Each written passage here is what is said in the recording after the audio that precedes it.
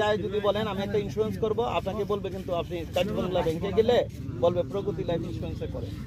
যদি আপনি ব্র্যাক ব্যাংকে যান, ওরা আমাদের ডাইরেক্টলি ইন্স্যুরেন্সের পার্টনার। আপনি মিউচুয়াল ট্রাস্ট, এই তিনটা ব্যাংক হলো আমাদের পার্টনার সরাসরি। তাহলে দেখেন ইন্স্যুরেন্স এখন কোথায় চলে গেছে।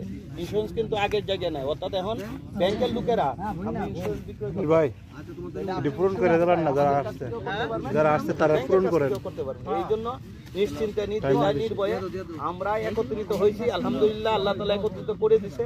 আমরা চাই এই প্রগতি লাইফ ইন্স্যুরেন্সের আমাদের প্রজেক্টের নাম হলো আইপিএল পদ্ম। আমাদের 29টা প্রজেক্ট আছে। কয়টা? 29টা প্রজেক্ট আছে। এই আশুগঞ্জে 29টা অফিসেই হইতে পারে, কিন্তু আমাদের অফিসটা হলো আইপিএল পদ্ম। ঠিক আছে, আমরা কোম্পানির যে 1 নাম্বার প্রজেক্ট আছে, কারণ যেমন ধরেন বাবার নাম কোম্পানির মেইন প্রথম যে শাখাটা আছে এটার একটা কোম্পানি। আমাদের যে শাখা, এটা আমাদের আরেকজন এজিএম আছেন, ওনার আন্ডারে আশিক সাহেব, উনি সরাইলে গত সপ্তাহ আমি গিয়েছিলাম, অফিস নিয়ে নিচ্ছি সরাইলে।